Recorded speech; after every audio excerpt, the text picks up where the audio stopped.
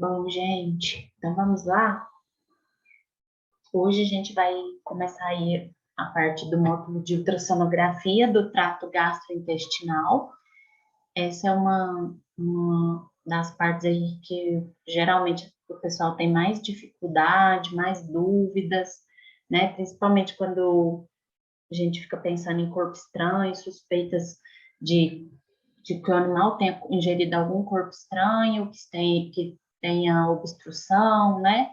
E não é algo assim que é raro na rotina, inclusive pela minha experiência mesmo, eu acho bastante comum uma das suspeitas clínicas aí de ser suspeita de corpo estranho. Geralmente, quando o proprietário chega falando com o animal teve vômito, e aí ele já logo pensa, ele estava comendo um brinquedo, ele estava comendo um osso, ele estava comendo um chinelo, e aí logo depois ele teve alguns dias depois ele começou a ter vômito, a ter dor abdominal, alguma coisa assim do tipo, né? Então, na cabeça do veterinário já vem para descartar a presença de corpo estranho. Então, é algo assim muito comum na nossa rotina mesmo da veterinária para cães, né, e também para gatos. E eu espero aí que vocês gostem desse tema e que vocês aproveitem. Então, eu gostaria que vocês tirassem dúvidas, vocês participassem hoje. Então, eu vi aí que tem muitas pessoas, já está entrando outra pessoa aqui. Então, eu queria que vocês participassem, fizessem perguntas, tentassem tirar o máximo de dúvidas possíveis. E também a gente vai ter a parte prática, né? E eu falo muito de anatomia, de topografia dos órgãos. Então, acho que na aula prática vocês vão ter mais facilidade para entender toda essa parte de ultrassonografia normal, que é o que a gente vai começar agora. Vamos lá.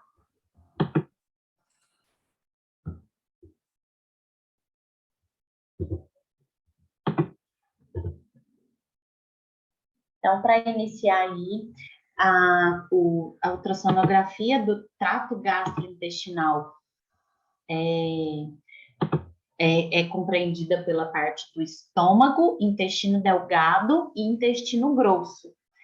Então, tem toda a parte também de esôfago, que é mais avaliado com a radiografia. No finalzinho da aula da próxima aula, na finalização aí das anormalidades do trato gastrointestinal, eu vou falar um pouco também sobre radiografia de esôfago, as indicações e como que a gente pode solicitar um pedido aí de radiografia para ajudar o clínico, né? Em relação a essas doenças da parte de estômago e intestino, como eu disse, elas são comuns na rotina da medicina veterinária em pequenos animais, e uma das suspeitas clínicas aí de maior frequência mesmo que tem na rotina de pequenos animais é o descarte de presença de corpo estranho no TGI, né, no estômago, no intestino, e também suspeitas de gastroenterites, então o animal que está com vômito, diarreia, eu pelo menos pego muito, tem muita rotina mesmo de animal com vômito e diarreia aí para fazer ultrassonografia, né? Então, eu acho esse módulo um dos principais aí que a gente tem no curso de ultrassonografia básico. Em relação a essas doenças, o diagnóstico, geralmente, ele é um pouquinho mais complicado, porque o histórico, a anamnese, o exame clínico, o exame físico, sempre vai ser muito parecido das doenças do TGI, né, do trato gastrointestinal. Então, o que vai mudar isso? A associação aí com os exames complementares. Então, a realização de exame de sangue e a realização de ultrassonografia, e quando a gente tem a associação da radiografia também, isso vai complementar muito, vai ajudar muito para a gente ter maior segurança na hora de dizer aí um diagnóstico, né? Uma conclusão do nosso laudo de ultrassonografia.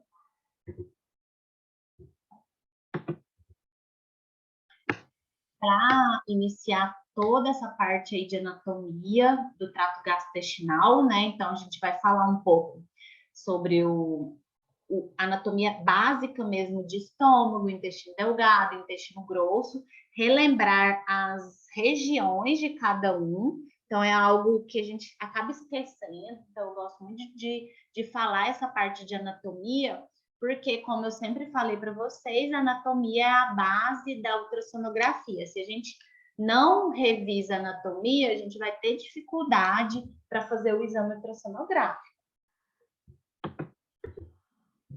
Aqui eu coloquei só para a gente relembrar aí como que é dividido o trato gastrointestinal. Então, em um cão, por exemplo, né, tem toda a avaliação aqui desde a região da parte da cavidade oral, que vai compreender essa parte que eles estudam aí da gastroenterologia.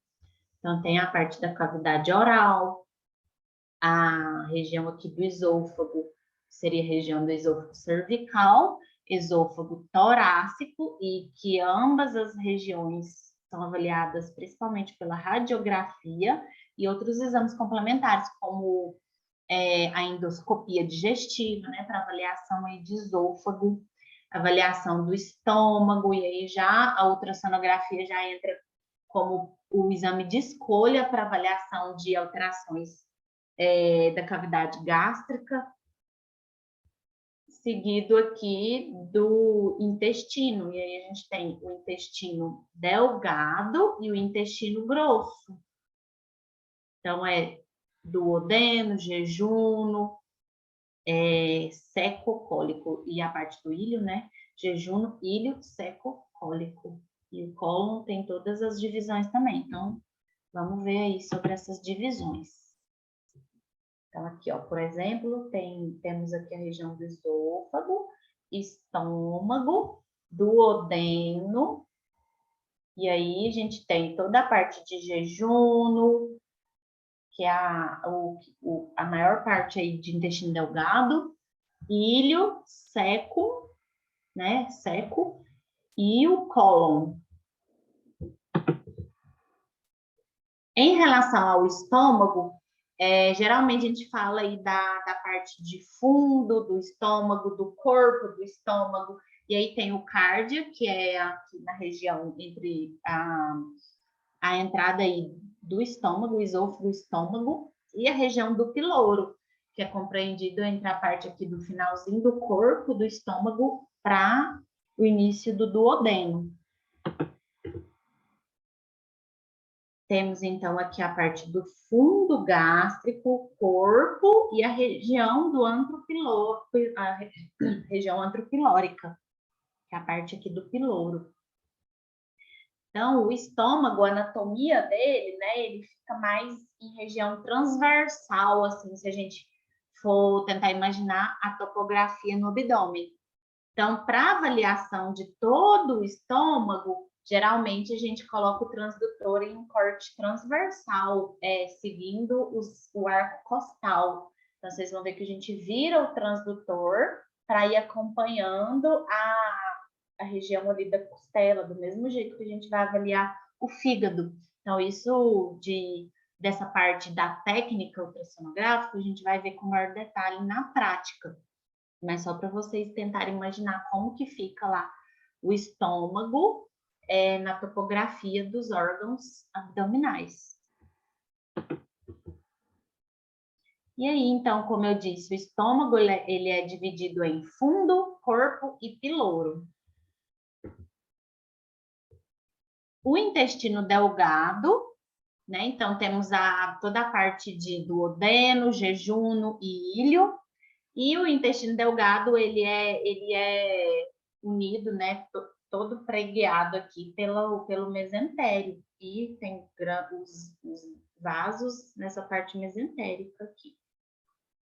Então, essa seria a região do intestino delgado de cães e também de gatos. Ele é dividido em duodeno, jejuno e ilho, sendo que o duodeno tem várias porções. Isso, assim, na ultrassonografia, a gente não tem que ficar sabendo certinho cada porção para ficar falando em laudo. Eu gosto de falar para ficar algo mais detalhado. Se, por exemplo, tiver um corpo estranho, eu gosto de falar qual foi a porção que foi encontrada esse corpo estranho, e também tem as flexuras. Mas, assim, não é algo que eu sempre falo no laudo, só quando tem alguma alteração focal. Então, eu sempre coloco aqui para eu lembrar vocês da anatomia mesmo, porque muitas vezes a gente nem tem noção, né? Nem lembra. Isso aqui eu sempre pego do livro do Miller, que é o de anatomia, que geralmente eu usei para dar aula, para falar de topografia ultrassonográfica. Então, só para vocês relembrarem a anatomia, temos o duodeno, e aí a gente tem uma... Deixa eu tentar desenhar aqui para vocês entenderem. A gente tem, por exemplo, aqui, vou desenhar pequenininho o estômago, mais ou menos assim, né? O abdômen do animal, nossa, horrível, barrigudo no animal, mas o estômago tá aqui. E o animal tá mais ou menos aqui. Então, a gente tem toda a parte de porção cranial do duodeno, que vem mais ou menos aqui próximo também às costelinhas. E aí a gente tem a porção descendente, que geralmente é o que é mais avaliado aí no exame ultrassonográfico. Num exame de um animal que não tem alteração, então a gente faz a mensuração do duodeno nessa região aqui do duodeno descendente, que ele vai descer nessa região aqui. E aí tem o rim direito aqui, né? E o pâncreas, que ele passa mais ou menos aqui, do lado aqui da porção descendente do duodeno. Então, essa é a região onde geralmente a gente faz mensurações e avaliação mais detalhada dessa parte, que é o duodeno, onde tem muita alteração de corpo estranho, né? Então, se saiu aqui do estômago, geralmente ele para nessa flexura aqui, ó, de duodenal cranial, que é essa primeira flexura. E aí a gente tem também a porção transversa do duodeno e a flexura caudal e a porção ascendente do duodeno. Então, é mais ou menos isso. Porção cranial, a descendente, a transversa e ascendente. Parece difícil, né? Mas depois, quando a gente lembra aqui do desenho, fica mais fácil. Essa aqui é a flexura do duodenal cranial e essa é a flexura do duodenal caudal. Essa toda aqui, na verdade. É basicamente isso aí de duodeno. E aí depois temos milhares de centímetros aqui de jejum. Depois a parte do ilho, que é um pouquinho menor também.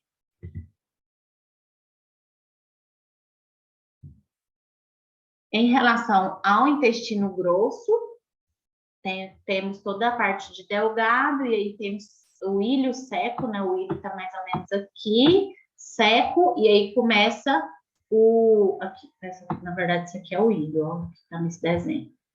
Ilho seco, e aí começa o cólon ascendente, transverso, descendente. E o que é mais avaliado no exame assim, de rotina, no check-up, é também a região aqui mais ou menos, do cólon descendente, onde eu gosto de avaliar logo ali após a bexiga, eu já olho a medida do cólon descendente. Então, a bexiga está mais ou menos aqui. E aí eu já faço a mensuração do cólon descendente. Tem o rim aqui, sempre a gente vai avaliar também o cólon descendente próximo ao rim. Mas o ideal, né, é sempre a gente fazer a mensuração do descendente, do transverso, que é próximo ao estômago, que está mais ou menos aqui, e aqui do ascendente, onde tem o duodeno, o rim direito, e aí tem a parte do cólon ascendente. Vou apagar essa confusão que eu fiz aqui, só para vocês olharem, ó, o cólon ascendente, cólon transverso, e o cólon descendente. Cadê o scripting dele aqui? cólon descendente. E aí tem essa imagem aqui de raio-x de um gato. Eu gosto muito de mostrar ele, é um enema baritado. O enema é inserido por uma seringa, inserido aqui. Gente, eu só... Não tá. Só inserido um contraste, que geralmente é o bário, para avaliação de toda a região aqui do intestino grosso. Então, é inserido aqui pelo ânus. E ele contrasta toda a região do intestino grosso. Aqui está mostrando a região de seco, número 1, o cólon ascendente, transverso 3 e o descendente, de um gatinho, eu acho que é um gato. Não, é um cão. Na verdade, é um cão mesmo, sem alterações. Então, anatomia aí dessa região do intestino grosso também para vocês. Qualquer dúvida em relação à anatomia, vocês me perguntam, gente.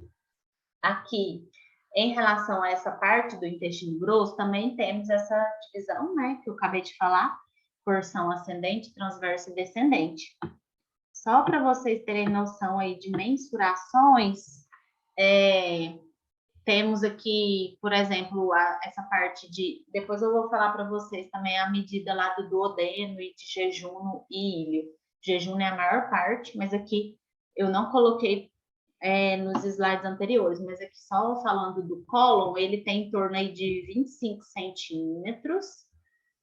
E a maior parte é o descendente, que tem 12 centímetros. Depois a transversa, 7 e ascendente, 5. Da mesma forma que 5 centímetros mais ou menos de comprimento, isso.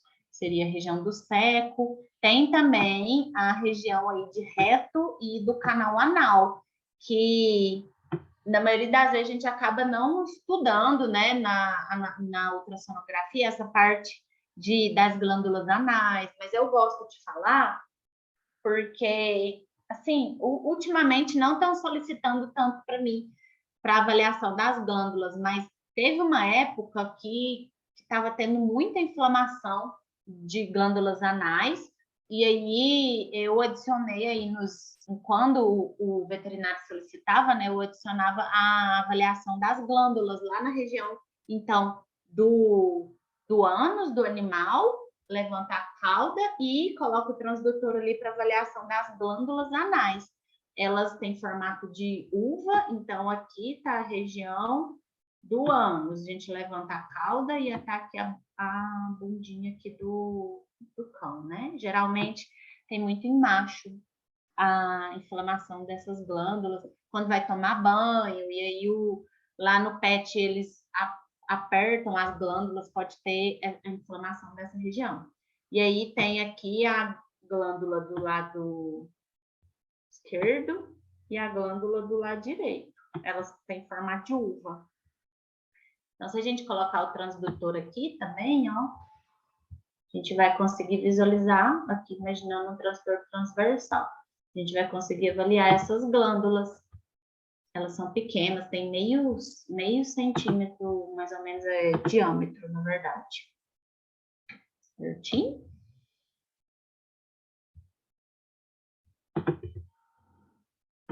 Então, depois aí de estudar anatomia, qualquer dúvida vocês podem me perguntar e a gente vai falar melhor na prática. Então, depois disso, a gente tem que entender a topografia e a associação com as imagens normais aí de ultrassonografia do trato gastrointestinal. A técnica, alguma coisa aí que pode ser de dica mesmo para vocês nessa parte de teoria. Os planos anatômicos, né? Então, cortes transversais, longitudinais, e depois a gente vai começar a falar sobre as indicações ultrassonográficas e as anormalidades. Em relação à anatomia, essa imagem aqui, ela mostra certinho a imagem ultrassonográfica e o esquema da estratificação nesse caso aqui, está sendo do intestino delgado.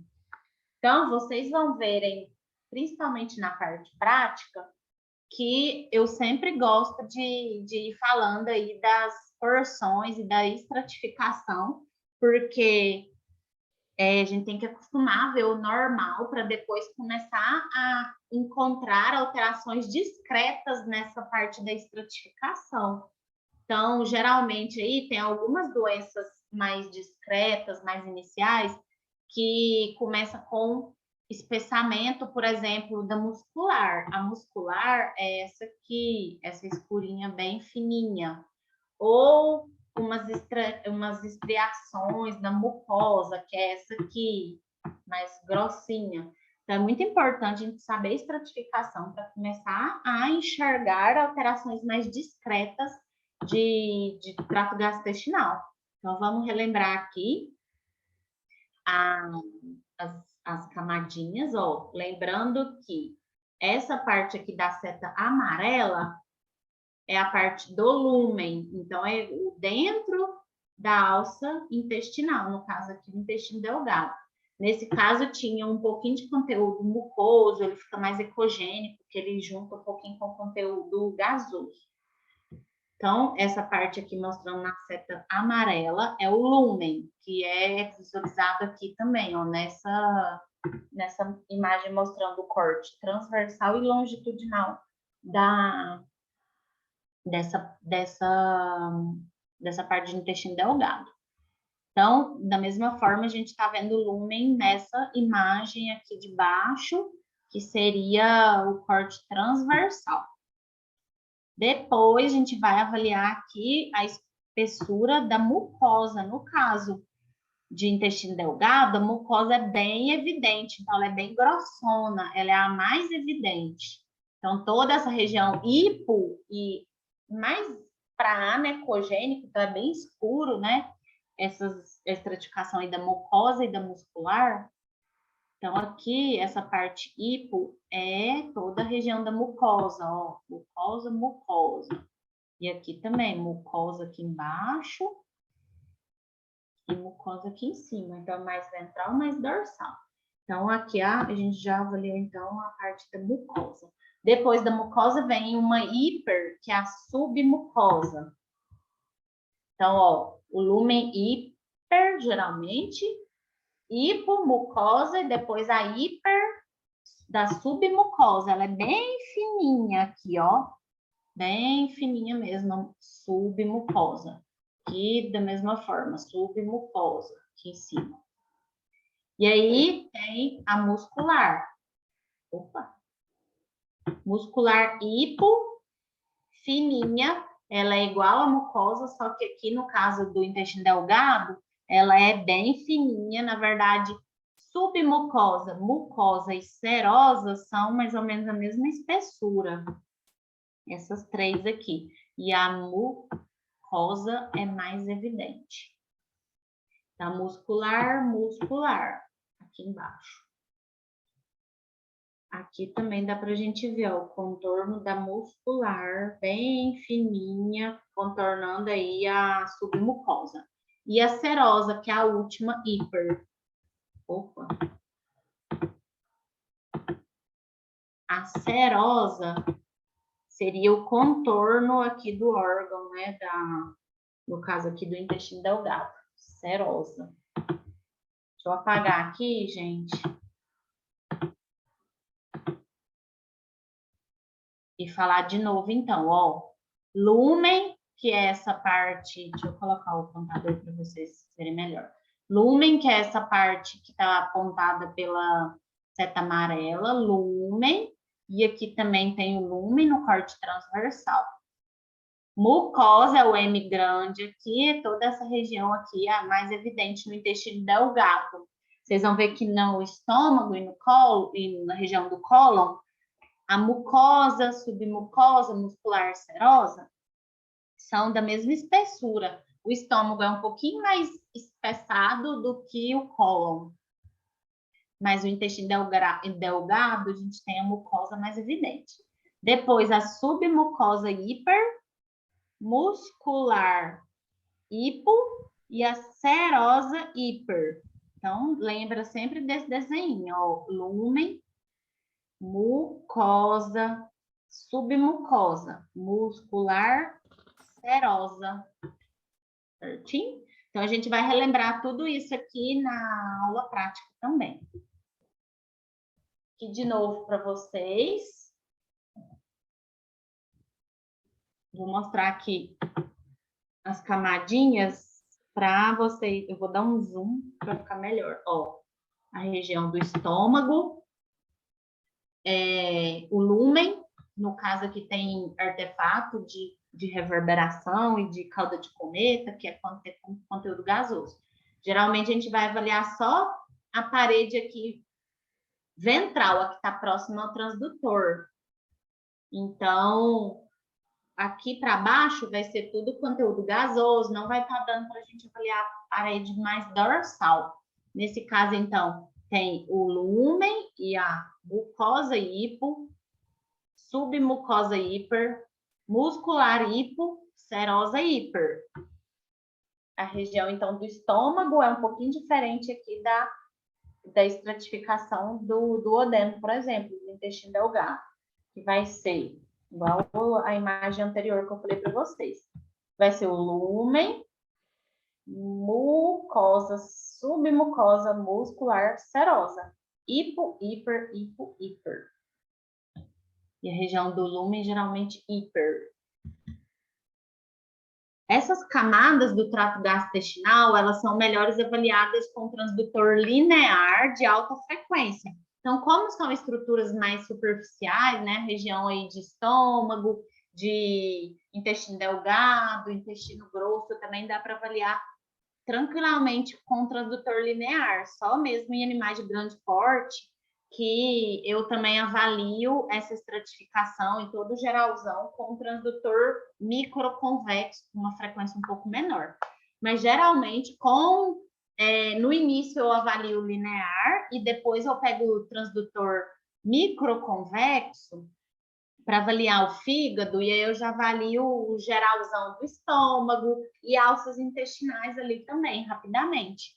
Avaliação do estômago e do duodeno cranial, geralmente a gente vai ter que usar o microconvexo por conta ali da dificuldade de avaliação do ar costal, que atrapalha muito. O microconvexo encaixa melhor para a gente avaliar essa região, principalmente ali do piloro e do duodeno porção cranial, mas o restante dá para avaliar com o transdutor linear, certinho?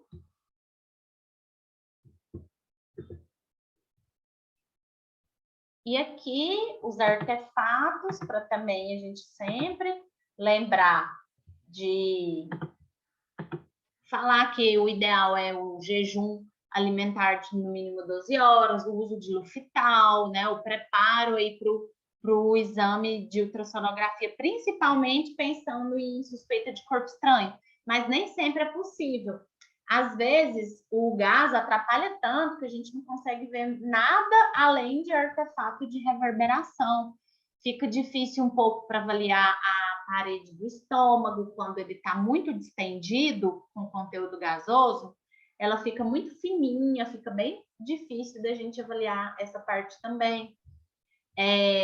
Duodeno, quando ele tem conteúdo gasoso, a gente já não consegue avaliar o rim, que vai estar mais ou menos aqui embaixo. Rim direito vai estar aqui, a gente não consegue avaliar muito bem. Pâncreas, jamais. O pâncreas, geralmente, ele passa mais ou menos aqui, atrapalha muito. O lobo pancreático direito atrapalha muito também a visualização quando tem gás.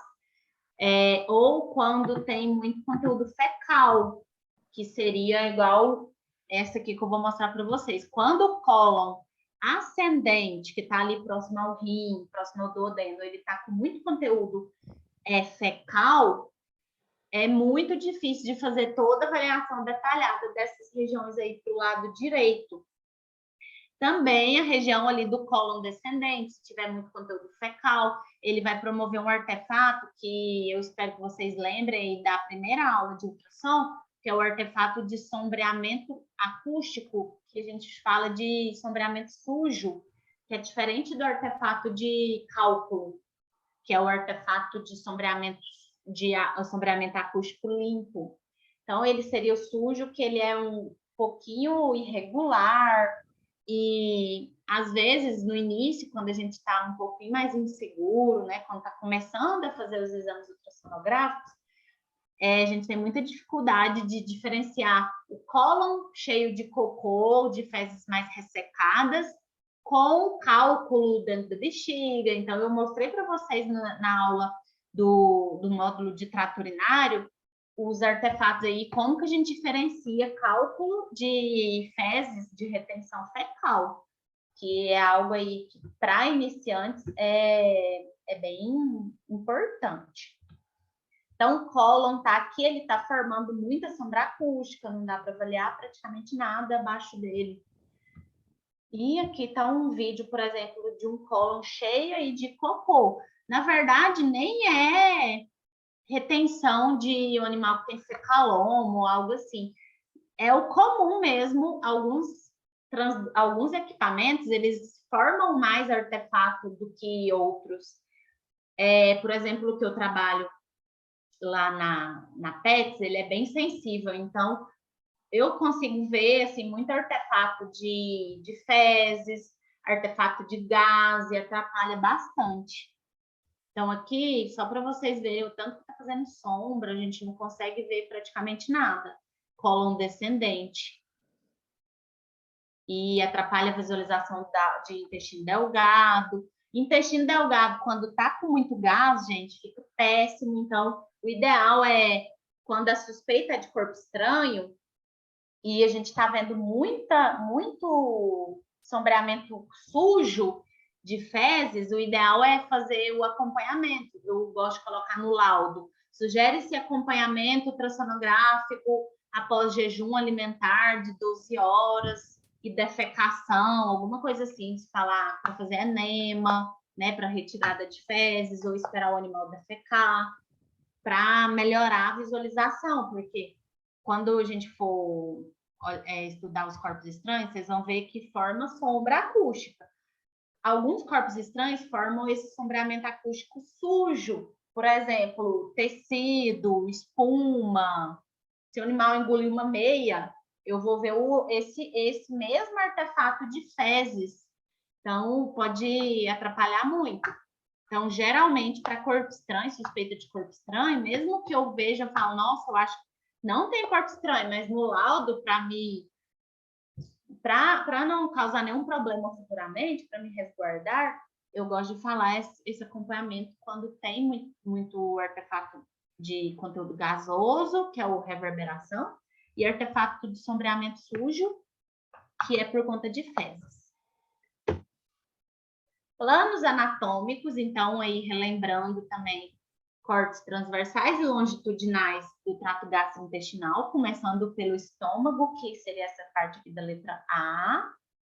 Então, ó, um exemplo aí de um corte longitudinal, transversal do estômago, e que, na verdade, gente, essa imagem primeira aqui, a gente vai ver ela no corte aqui, ó, como se a gente tivesse o longitudinal no abdômen do animal. Então, a gente vai ver essa imagem primeira, que seria o corte transversal do estômago. Não sei se fica confuso aí na cabeça de vocês. O longitudinal do abdômen seria a avaliação transversal do estômago, porque ele está compridinho aqui, transversal no abdômen. Entenderam? Não sei se ficou confuso, mas, ó, a imagem do corte transversal do estômago e a imagem do corte longitudinal, conseguindo visualizar principalmente esse corte aqui, ó, que está sendo avaliado. Avaliar toda a região aí, ó, a gente vai acompanhando o arco costal e avaliando a parede ventral, principalmente, que é o mais próximo lá da parede abdominal, do estômago. Então, eu gosto de fazer uma varredura acompanhando o arco costal. E aí eu vou acompanhando as camadinhas aí do estômago. Corte, então, transversal e longitudinal. Em relação à letra B aqui, que seria o exemplo aqui avaliando o duodeno. Então, o corte transversal do duodeno e o longitudinal. Então, para avaliação transversal e longitudinal de toda a parte do intestino delgado, a gente vai virando o transdutor, fazendo varredura. Então, vai ou transversal ou longitudinal. Vai ter sempre alça em transversal ou longitudinal. Qualquer jeito que a gente coloca o transdutor, porque tem milhares ali de partes do jejum para ser avaliado. Duodeno, então, transversal e longitudinal. E o cólon pode ser feito também avaliação de corte transversal e longitudinal.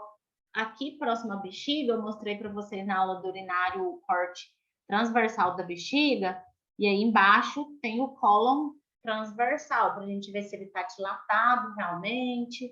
Então, dá para fazer esse corte transversal. E o longitudinal, que é melhor avaliado, né? Eu gosto de avaliar a estratificação de toda essa parte no corte longitudinal. Então, o longitudinal do estômago, avaliando lúmen, mucosa, submucosa, muscular, serosa, que geralmente é a mesma espessura, todas essas, mucosa, submucosa, muscular, serosa, as 4. A serosa, ela é muito fininha, então ela é a mais fininha de todas. Só o contorno mesmo do órgão, né? Aqui do estômago, no caso. Duodeno, também longitudinal. Lúmen, aí vem a mucosa evidente do intestino delgado, submucosa muscular serosa, tudo da mesma espessura aqui, submucosa muscular serosa. E a mucosa evidente. Intestino delgado, então, duodeno, jejum no ilho. E o cólon muito fininho, parecido lá com o estômago.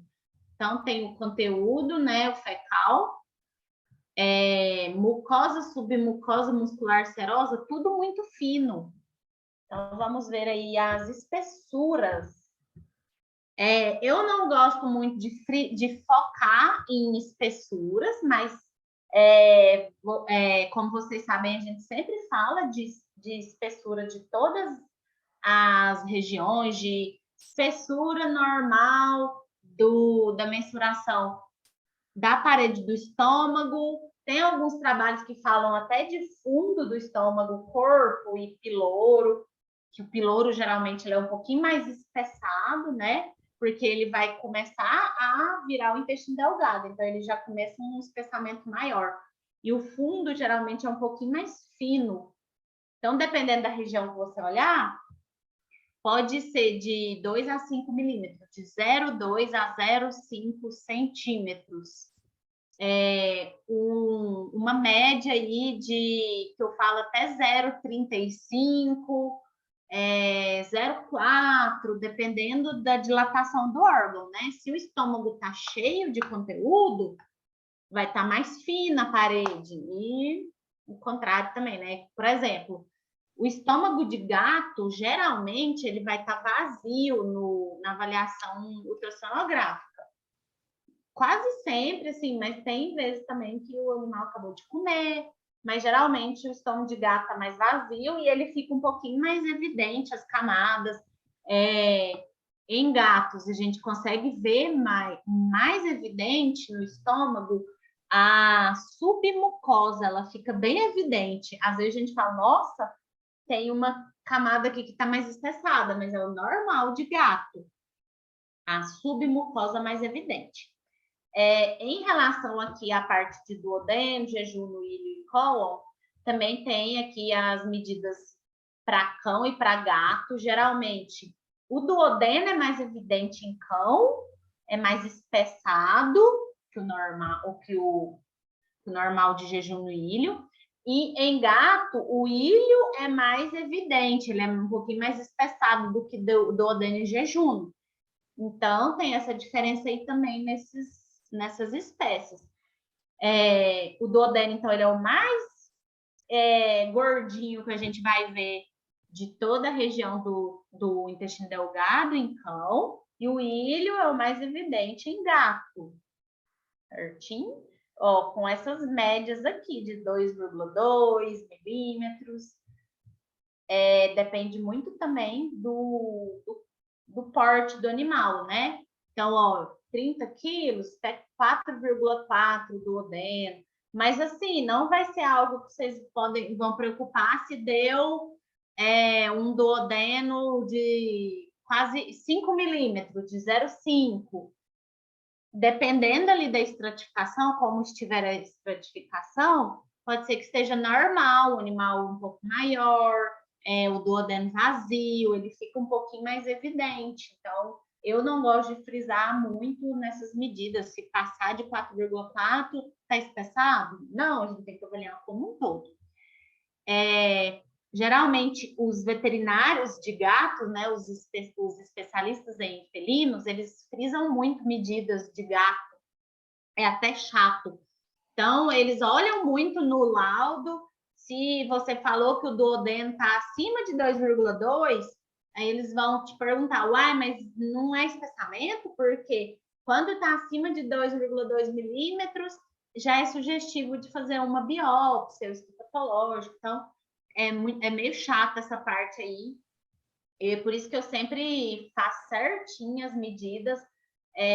Se tiver dando mais, eu realmente falo aqui das medidas que deram maiores em felinos, por conta dos especialistas que frisam muito essa parte de espessamento, mas não é algo assim que eu gosto de ficar falando, porque deu espessada e tem duodenite, tem enterite, tem colite. O cólon, dependendo da quantidade também aí de dilatação, da dilatação mesmo da região, se tiver muito cocô, vai ficar mais fininho, se não tiver fezes, o animal vai acabar de defecar, vai ficar um pouquinho mais evidente, mais grossinho, né? Então, tem todas essas medidas e isso aqui eu não decoro. Hoje em dia eu já acostumei a lembrar dessas mensurações, mas não é algo que eu tenho decorado tudo certinho, de 15 a 30, tanto para ele. Eu acostumei a colocar na minha sala onde eu faço ultrassom a medida, e aí eu vou olhando quando eu preciso fazer um laudo, quando eu estou fazendo o exame e a pessoa quer saber se está espessado e está discreto, né? Porque quando está muito espessado, quando tem gastrite grave ou quando tem colite, a gente já percebe subjetivamente, não só com mensurações, as alterações. Aqui, só para a gente ver um pouquinho da motilidade, que também é importante, além de avaliar a estratificação, a mensuração, a gente avalia a motilidade e o conteúdo, né, que está dentro aí do interior do trato gastrointestinal. Então, o normal é de ter de 4 a 5 contrações por minuto. Mas tem que ficar 1 minuto parado olhando, acaba que isso é mais assim subjetivo também. Enquanto a gente está fazendo o exame, a gente já está percebendo as contrações. Não é sempre que eu fico 1 minuto cravada olhando e vendo se está contraindo realmente de 4 a 5 vezes. A gente percebe também com o tempo, com a prática, quando tem hipermotilidade e hipomotilidade, quando está demorando a movimentar, certinho? Então, ó, aqui, só para vocês verem o estômago, fazendo toda a movimentação. Essa aula ficou muito pesada, gente, eu tô com medo de travar. Se travar, eu volto, mas vai dar certo. Então, a movimentação aí com conteúdo mais líquido e um conteúdo de alimento.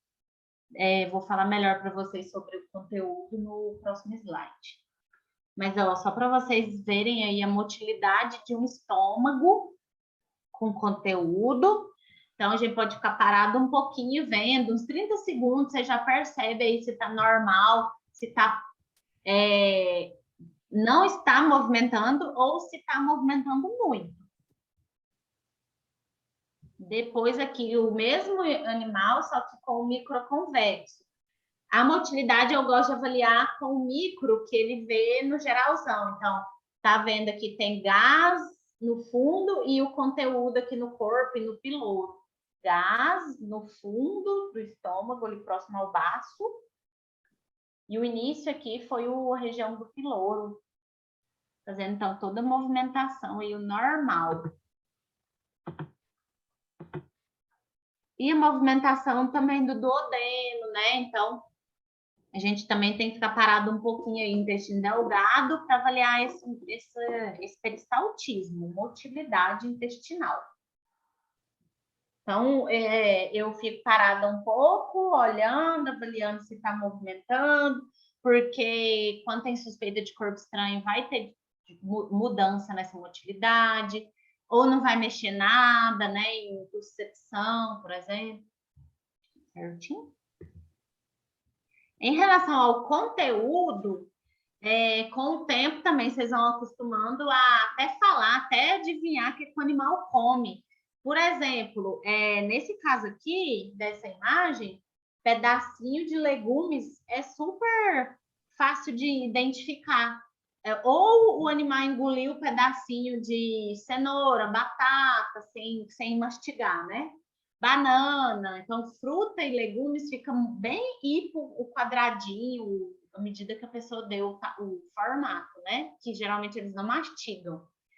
E também é parecido com petisco, né? Que é um quadradinho. E às vezes eu falo, ele come comida caseira, que dá para ver arroz também. Então, vocês vão vendo que quando vocês começarem a prestar atenção no conteúdo, é que eu gosto de ficar prestando atenção e adivinhando, falar para o proprietário e falar, nossa, essa pessoa sabe demais, está adivinhando até o que meu cachorro está comendo. Porque dá para ver o arroz, dá para ver muito bem, a ração dá para ver muito bem a diferença. E quando eles têm alimentação caseira ou quando comem esses pedacinhos aí de comida.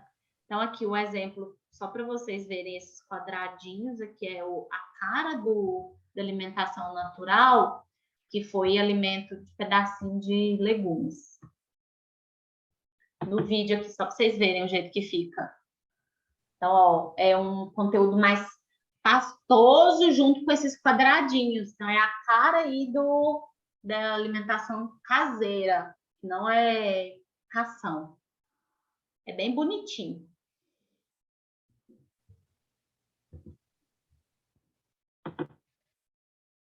E quando é ração, fica umas estruturas e um conteúdo mais gasoso junto, fica gás e umas sombrinhas. Muitas vezes eles não mastigam muito bem também a ração, então forma um pouco de sombra, que é mais seco, né? Mais sólido, então forma um pouquinho de sombra. Quando o animal bebe água, antes do exame, fica até melhor de visualizar, porque a gente consegue delimitar o alimento com a água, o líquido no ultrassom, ele é um contraste muito bonito, né? Fica anecoico.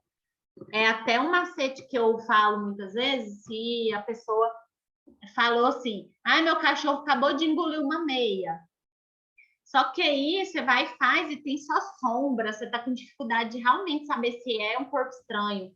E aí, se falar assim, dá um pouco de água para o seu animal e vamos repetir daqui a pouco, às vezes fica até melhor de visualizar. A gente vê o corpo estranho e a água ali boiando ao redor do corpo estranho, fica até melhor, mais bonito. Então, além de pedir para jejum, também a gente pode pedir para beber água depois de fazer o exame para repetir. Então, ó, lembrando que alguns alimentos podem ter aparência incomum e imitar corpos estranhos. Quando eles comem esses pedacinhos, às vezes a gente acha assim, será que é um pedaço de, sei lá, de chinelo, pedaço de um brinquedo? Pode ser só uma comida, pode ser uma frutinha redonda que parece uma semente, então você tem que tomar cuidado aí com os alimentos também. Por isso que sempre eu falo para solicitar a reavaliação ultrassonográfica antes de já falar, vamos abrir esse paciente porque ele tem corpo estranho. Geralmente eu falo para abrir direto assim, só quando tem já alterações mais graves de líquido livre, de que dá para ver uma obstrução muito, muito evidente, algo mais crônico. E também corpo estranho linear, geralmente a gente já fala para ir direto para a cirurgia. O resto eu gosto muito de reavaliar quando não tem sinal de obstrução. Então, quando a gente for falar de corpo estranho, daqui a pouco, eu vou falar isso melhor para vocês, sobre os sinais de mais importância aí de ser algo obstrutivo e mais preocupante. Dentre as indicações da ultrassonografia do trato gastrointestinal, existem diversas. A avaliação ultrassonográfica, primeiro, então, como eu falei para você, a gente vai avaliar possíveis alterações na espessura, né? Se está espessado o estômago, se está espessado o intestino delgado, se está espessado o cólon, a disposição das camadas, se tem estratificação preservada ou se tem alteração da estratificação, motilidade, se está com hipomotilidade ou hipermotilidade, conteúdo, se o conteúdo, eu falo se o conteúdo é mucoso, se é gasoso, se é fecal.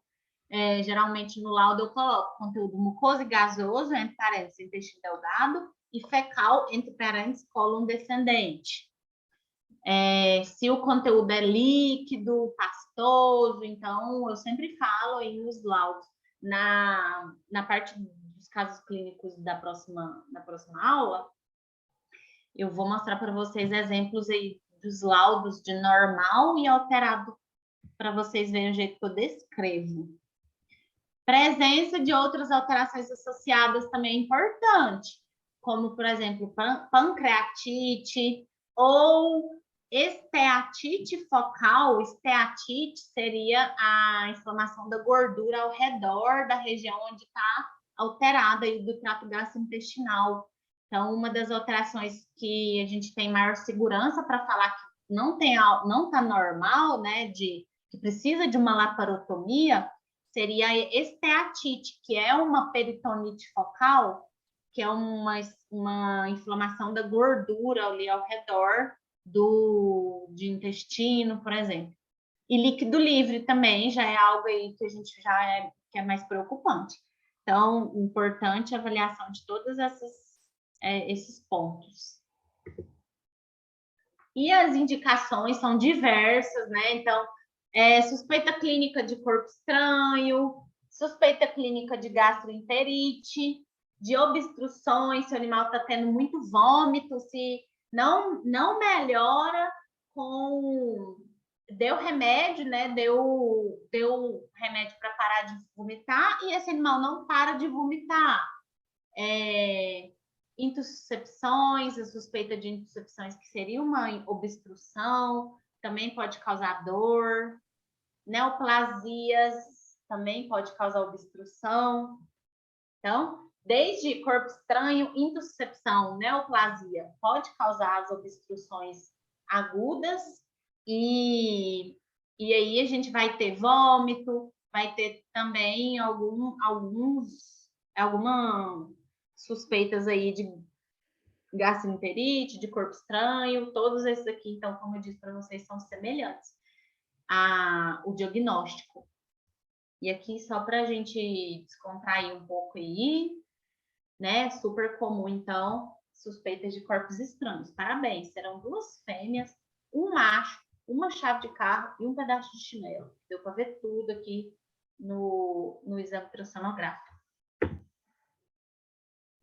Tem animais que são, algumas raças que que são um pouco seletivos, então eles vão comer tudo que vê pela frente, dependendo aí da idade, geralmente jovens, né?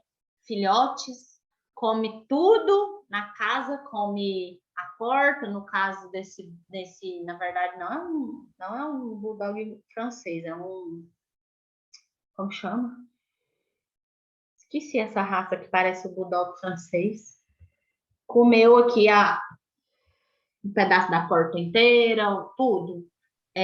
Pode comer desde coisas mais que podem formar mais sombra acústica, que é mais sólido, até coisas que formam pouco sombreamento acústico, como espuma, almofada, come brinquedo ou a cama, né? A cama dele mesmo. Então, pode ter, então, também artefatos que não formam tanta sombra acústica. E aí temos diversas imagens ultrassonográficas, temos animais que comem, já vomita, regurgitação, e aí a gente às vezes fica também pensando, será que não é algo ali de parte de esôfago? Já o raio-x já pode ajudar muito. Então é isso, gente. Vamos lá para a próxima aula, que a outra que é bem grande, bem extensa.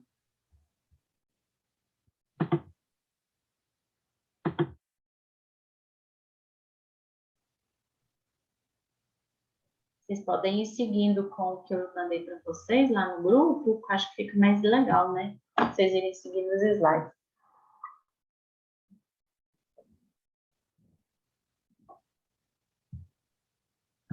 Tá tudo certo aí, gente?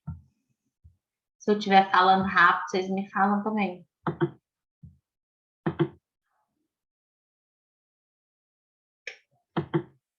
Ótimo. Então, aqui, essa aula aqui, eu vou falar só mais ou menos uns 40 minutos, eu acho que até a parte de corpo estranho, depois o restante vai ser para quinta-feira.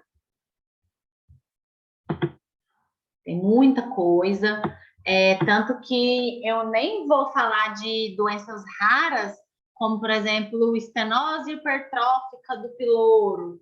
Tem muita coisa aí que, se vocês tiverem alguma dúvida ou quiserem que eu fale de alguma enfermidade rara, com maior detalhe, vocês podem me falar também, porque é muita coisa, gente, de trato gastrointestinal. A gente pode ficar, tipo, 2 módulos falando só de trato gastrointestinal.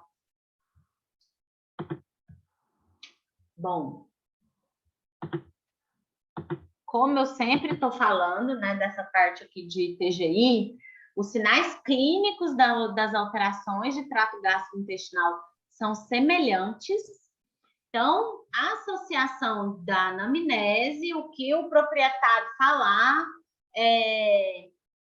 a gente às vezes não pode ir tanto na ideia do proprietário, porque ele sempre vai achar que o cachorro comeu alguma coisa, um corpo estranho. Isso é super comum e até a gente, né? Tipo, meu cachorro come um trem, eu falo, meu Deus, ele vomitou, eu penso, nossa, ele tá obstruído, porque ele comeu o corpo estranho. Então, realmente, a gente pensa isso, a primeira coisa que vem na cabeça é comer um corpo estranho, tá vomitando porque tá obstruído. Então, a gente tem que descartar realmente sempre a presença de corpo estranho, mas não é só isso que causa a alteração do trato gastrointestinal, que vai causar o vômito. Muitas vezes, o vômito talvez nem tá vindo aí de alterações de trato gastrointestinal. Talvez esse animal tenha uma piometra e está vomitando. Tem uma alteração hepática e está vomitando. Tem uma alteração biliar e está tendo vômito. Tem gastrite por conta de rim, gastrite urêmica e por aí vai. Então, nem sempre a alteração é no trato gastrointestinal. Então, a anamnese tem que estar sempre associada a exame de imagem. Eu acho que nenhum gastroenterologista, né, sobrevive sem um ultrassonografista. Então, eu acho que tipo, a base mesmo de suspeitas aí de alteração de trato gastrointestinal é o ultrassom e o raio-x. E com esses exames de imagem, a gente pode chegar aí num diagnóstico definitivo. Em relação aos distúrbios gastrointestinais, gastrites e enterites são as doenças inflamatórias comuns na nossa rotina. E aí a gente vai falar primeiro dessas doenças inflamatórias, seguidas de corpos estranhos, depois de intussuscepção, de neoplasias e outros distúrbios, depois no finalzinho aí da aula. Então, hoje, eu vou falar para vocês de doenças inflamatórias e corpos estranhos, eu acho. Acho que vai dar tempo. Depois a gente vai falar sobre intussuscepção, neoplasias e os outros distúrbios, e uma parte de raio-x também para complementar aí nossas aulas. Já vou começar aqui com uma imagem radiográfica que eu gosto sempre de falar. Por que que eu pedi raio-x em vez de ultrassom? Então, o histórico também vai me dizer se o ultrassom foi o melhor exame a ser solicitado naquele momento. 95% das vezes, a ultrassonografia vai ser realmente o exame de escolha para o primeiro exame, né? Então, se o proprietário tem dificuldade de fazer os dois exames juntos, então vamos pedir primeiro o ultrassom, depois o raio-x. Porém, tem alguns casos que é melhor pedir o raio-x primeiro. Por exemplo, nesse caso aqui, o que está acontecendo aí com o animal, gente? Alguém está entendendo? Muitas vezes também o raio-x vai ser mais fácil de entender do que o ultrassom, porque ele é uma visão mais geral, dá para entender que isso é um crânio, uma cabeça, a coluna cervical, torácica, dá para entender que aqui é a traqueia, né? Região aqui de coração. Então, ó, o Vitor já falou que tem o anzol e a chumbada, exatamente. E onde que está o anzol, onde que está a chumbada? O tutor levou o cão para pescar, exatamente. Graças a Deus que geralmente eles falam o que já aconteceu, né? Falar, meu cachorro estava comigo e foi engolir a isca. Então, eles já falam na hora. Eu acho que de suspeita aí de corpo estranho de anzol mesmo, nunca foi um achado, sempre levou imediatamente. A chumbada está no estômago, a Marina aí está falando, realmente está no estômago pela topografia do raio-x aqui. E o anzol, onde que está, gente? O anzol está no esôfago, exatamente, o esôfago torácico, ó, a porção. O esôfago não é visível no raio-x. Então, ó, aqui seria a região esôfago cervical e a entrada do tórax, esôfago torácico, que ele é dorsal à traqueia. Tanto que quando ele está dilatado, ele empurra ventralmente o coração. Então, ele está bem no esôfago. Então, já é mais complicado, tem que fazer abertura aí. Não sei se dá por endoscopia. Muitas vezes também pode ser difícil tirar por endoscopia. Mas, ó, só para vocês entenderem que no raio-x foi ótimo para ver o corpo estranho metálico. Então, o corpo estranho metálico eu vou mostrar um exemplo também de acho que quinta-feira eu mostro para vocês de um animal que engoliu a almofada e aí deu para ver o zíper dentro do abdômen. Então, foi um corpo estranho que ficou bom de ver no raio-x, melhor do que no ultrassom. Deu para ver o zíper aqui, deu para ver o formato do anzol certinho no raio-x, deu para ver o formato da chumbada. Quando a suspeita é de ingerir o vidro, tem proprietário doido também que fala: ai meu Deus, meu cachorro quebrou um copo com, sei lá, com sorvete, meu cachorro começou a lamber e comer um pedacinho de vidro. Aí eles acham que o cachorro vai morrer porque comeu um pedacinho de vidro. Sim, pode ser que aconteça alguma coisa mesmo, mas o melhor exame para acompanhar esse corpo estranho é o raio-x, porque o vidro é radiopaco também. Madeira pode ficar um pouquinho melhor no raio-x. Pedra, né? Pedra fica super radiopaco, então é melhor fazer raio-x do que ultrassom. E os dois associados, porque a obstrução é uma obstrução parcial, é melhor visualizada no ultrassom. Então, quando os dois se associam, é ótimo. Então, ó, aqui só para vocês entenderem por que também é importante fazer o raio-x, principalmente para corpo estranho. Eu gosto de fazer os dois exames para suspeita de corpo estranho. Aqui também, gente, a gente tem que imaginar assim que tem o anzol, tem a chumbada e provavelmente tem um corpo estranho linear, uma linha de anzol, né? Que não é visível no raio-x. Então, no ultrassom, a gente já veria algo diferente. Veria sombra aqui no estômago, não veria ao anzol, mas veria a sombra. Se tivesse, sei lá, uma linha mais para intestino, a gente veria alterações de corpo estranho linear, que eu vou falar daqui a pouco. São muito, muito importantes as alterações de corpo estranho linear. Tem alguns artigos, vários artigos, eu trouxe só um aqui para não ficar muito repetitivo, mas que eles comparam raio-x com ultrassom para diagnóstico de obstrução de trato gastrointestinal em animais que estão com vômito.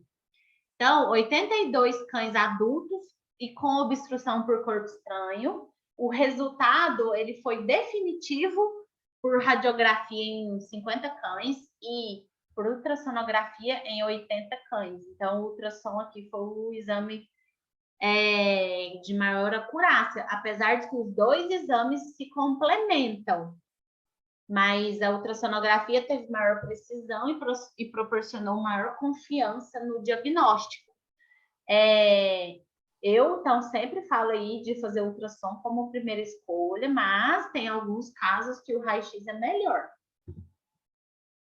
Em relação às doenças inflamatórias, é um achado comum, como eu sempre estou falando aí, de gastroenteropatias, de 10 exames por semana, gente, acho que metade é suspeita de gastrite, enterite, colite, fica até chato. Eu sempre falo para os meninos da clínica, falo, nossa, eu só faço ultrassom de colite, de enterite, de diarreia, de vômito, mas tem várias causas aí, né?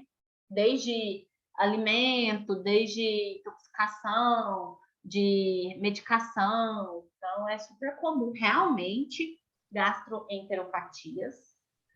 E por isso eu quero mostrar algumas alterações mais discretas, porque é isso que faz a gente ser um bom ultrassonografista, de ver alterações discretas e de falar sempre de acompanhamento ultrassonográfico quando tem alterações.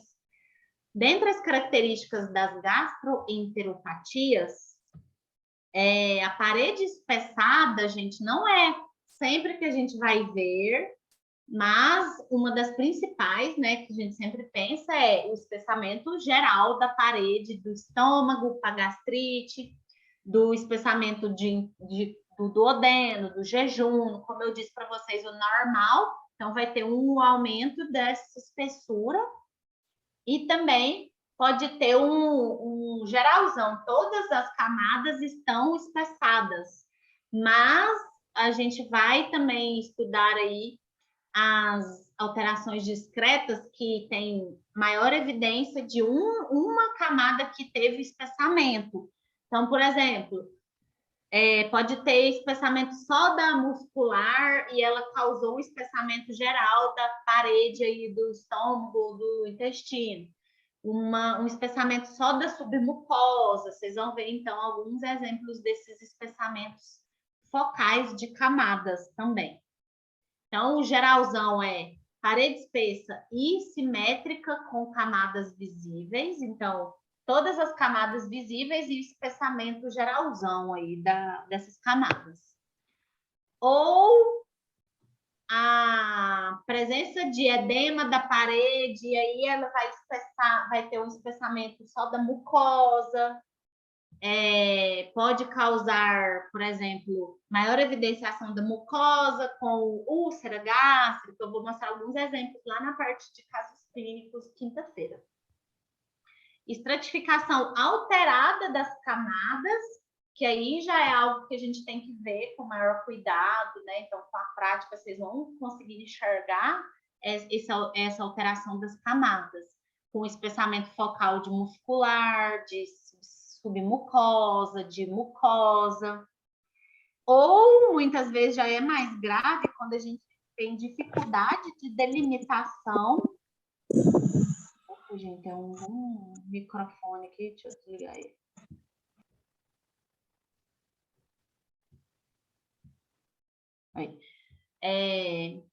A gente pode ter a dificuldade de delimitação das camadas, que já é algo mais grave, que já está ali mais crônico, Uma gastrite que a gente não consegue enxergar as camadinhas. Já é algo que eu falo, nossa, tá horrível esse estômago. Vamos acompanhar, vamos repetir daqui 5 dias de internato, alguma coisa assim. Mudança na ecogenicidade ou na espessura relativa de uma ou mais camadas também, né? A espessura de muscular sobre mucosa, ou na mudança na ecogenicidade, geralmente acontece muito na mucosa. Tem estriações ecogênicas na mucosa, em casos de enterites mais graves, enterites eosinofílicas. Eu vou mostrar alguns exemplos para vocês de imagens.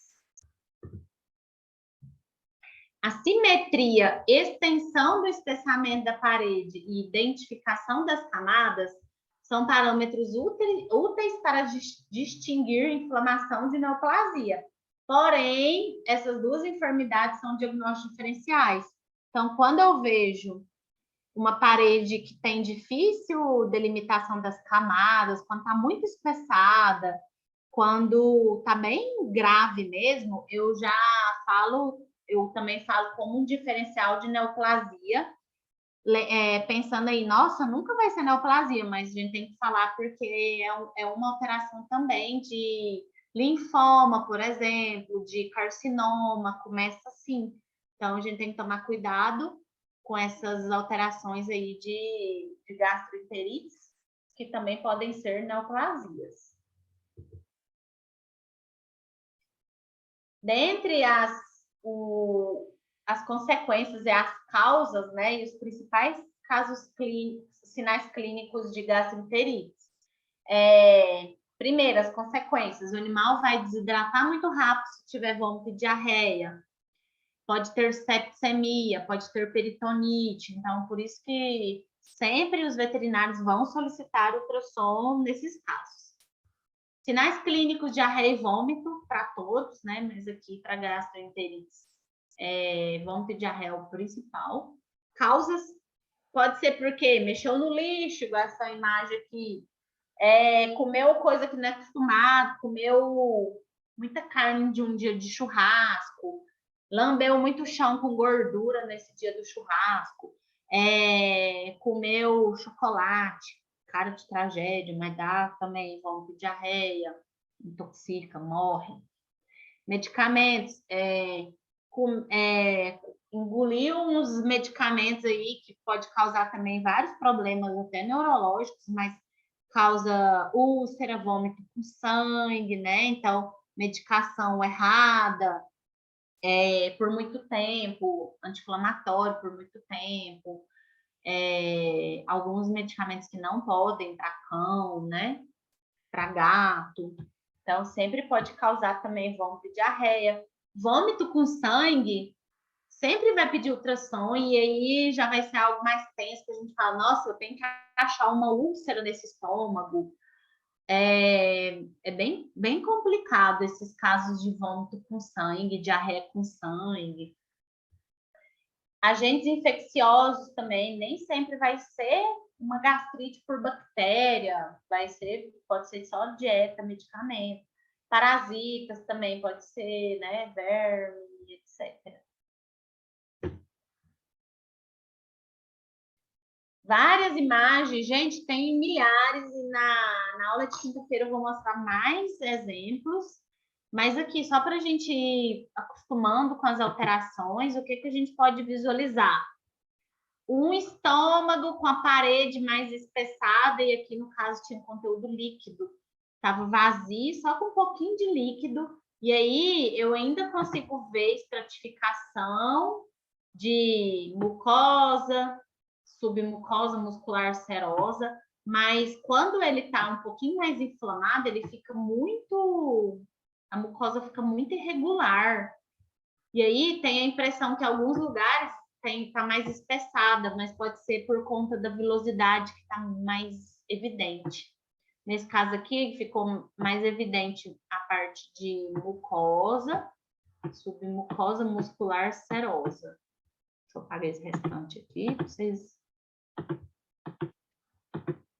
Então, aqui, ó, mucosa mais evidente, submucosa muscular serosa.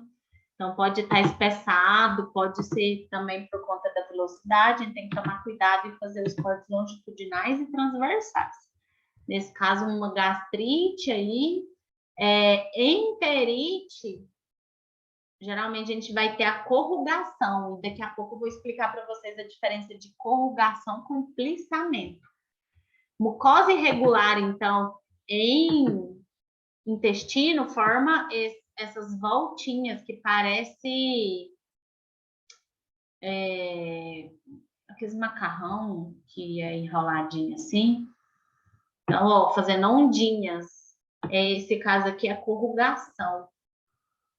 Pode ser por conta de enterite, pode ser por causa de peritonite, algo de fora para dentro aí que está causando também a mucosa irregular.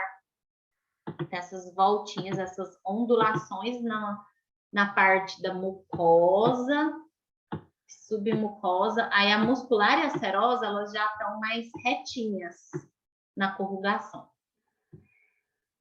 E aqui, líquido, muito líquido nas alças também, a gente já imagina que seja enterite. Nesses casos, a parede pode estar visível, não está espessada, mas tem muito líquido e o peristaltismo está aumentado. A gente pode falar de hipermotilidade em caso de diarreia. Tem que tomar cuidado que essas alças super dilatadas com líquido é um sinal aí de obstrução. Então, a gente tem que tomar cuidado porque pode ser intussuscepção, pode ser corpo estranho obstrutivo.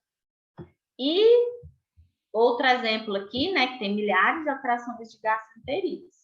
Aqui é o exemplo que a mucosa tem uns pontinhos hiper, tá? Mudança na ecogenicidade da mucosa. Ainda está dando para ver mucosa, submucosa, muscular serosa na estratificação. Mas nesse caso tem um pouquinho de ecogenicidade na mucosa e tem um conteúdo mais líquido e mais mucoso nesse lúmen intestinal. Então, ó, aqui nesse caso era duodenite. Deu um pouquinho espessado, se não me engano, e essa mudança na ecogenicidade do duodeno. Não foi algo assim, nossa, tá super espessado, não, mas dava para ver outras coisas além do espessamento.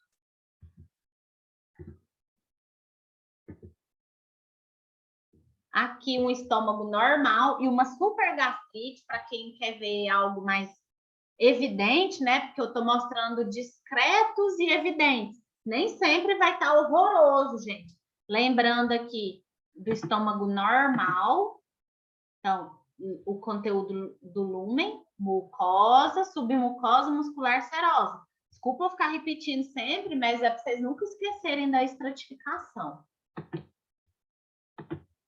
E um estômago horroroso, que às vezes fica até difícil de entender o que está acontecendo aqui, ó. Mas, ó, vou ir passando o apontador onde é a parede do estômago, só para vocês irem entendendo. Não sei se vocês estão conseguindo entender que isso é o estômago, ou a parede do estômago. Quando tem gastrite, o estômago está vazio, o animal está tendo muito vômito, ele não está parando nada no estômago. Estômago vazio é muito difícil de avaliar, gente, é muito. Tanto que às vezes eu até prefiro fazer ultrassom depois que comeu ou depois que bebeu água, do que fazer com o estômago totalmente vazio, porque ele fica fechadinho. Deixa eu dar um pause aqui nessa imagem, só para vocês entenderem melhor o que está acontecendo aqui com a cacau. Aqui. Ó, o que aconteceu com a cacau? Tá difícil de delimitar mucosa, submucosa, muscular serosa, mas aqui tá o lúmen e aqui tá a parede. Ó, isso aqui é a parede. Parede, então é mais ou menos isso aqui. Então, ó, deu para ver um pouquinho de mucosa, um pouquinho de uma super submucosa, não deu para ver muscular, deu para ver a serosa. Gente, vocês estão vendo, né? Eu espero que sim, deixa eu dar um zoom. Então, é mais ou menos isso aí. E aí agora eu vou soltar o vídeo de novo para ver se vocês conseguem seguir isso que eu estou falando para vocês. Então, a estratificação está alterada, está pouco delimitada e está super espessado o estômago. Então, não é só falar que tem espessamento, tem que ficar falando de estratificação também. Deixa eu soltar o vídeo aqui de novo.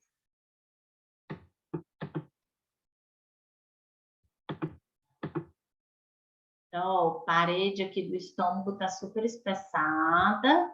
Espero que agora vocês tenham conseguido enxergar. Qualquer coisa, na quinta-feira eu vou passar o caso aqui da Cacau de novo. Gente, esse super estômago aqui, ela tinha gastrite assim, crônica, mas ela ficava internada 2 dias, a gente já repetia, já estava lindo o estômago dela. Já tinha desinflamado. Mas ela sempre teve gastrite e ela era bem sensível a alguns alimentos. Era uma shih tzu. Então, esse aí foi o caso de um exemplo de gastrite mais grave, né? Com espessamento da parede e alteração da estratificação. Depois, se vocês quiserem, se vocês tiverem mais dúvida, eu passo ele de novo para vocês. Então, ó, aqui era só para comparar o normal dessa parede aqui com o alterado, que é essa parede aqui, de gastrite. Enterites, geralmente, então, vai ter um leve aumento de ecogenicidade na mucosa e dá para ver as camadinhas, pode estar um pouquinho mais espessado. Nesse caso aqui, acho que deu até 0,5 aqui no duodeno e 0,4 no jejum. Então, tá um pouquinho mais espessado, conteúdo líquido. Era um bulldog de 11 meses que estava com diarreia intensa. Aqui o estômago com um pouquinho de conteúdo líquido, que ele não estava alimentando muito bem, mas o estômago estava bonitinho. Ó, estava bem bonitinho o estômago dele, a estratificação não estava espessado. Nessa primeira imagem, ó. Varredura aqui do estômago.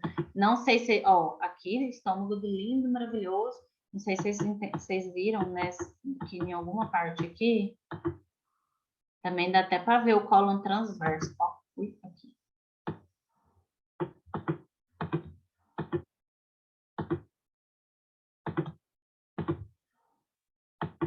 Aqui. O mini cólon transverso, ele fica lá próximo ao estômago. A gente tá avaliando o estômago, tá avaliando também o cólon transverso, que é bem fininho, o cocô. Seria esse aqui, ó, essa camadinha aqui, ó. Então, de novo.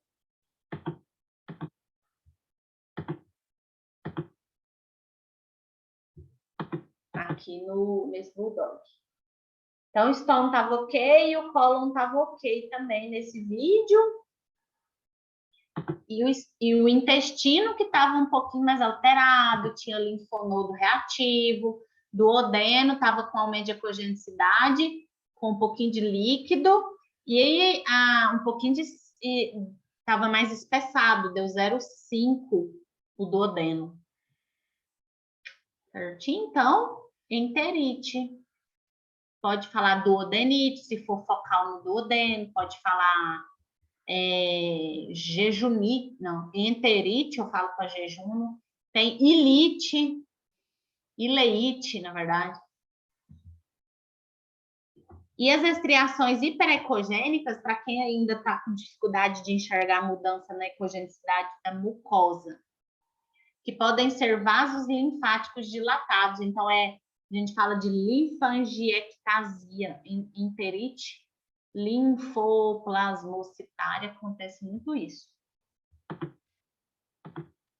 Então, ó, a mucosa tá aqui, tá cheio de estriações ecogênicas na mucosa, mas eu tô vendo mucosa, submucosa muscular serosa, mas tem esse aumento de ecogenicidade na mucosa, aqui também, nesse corte transversal dessa letra B.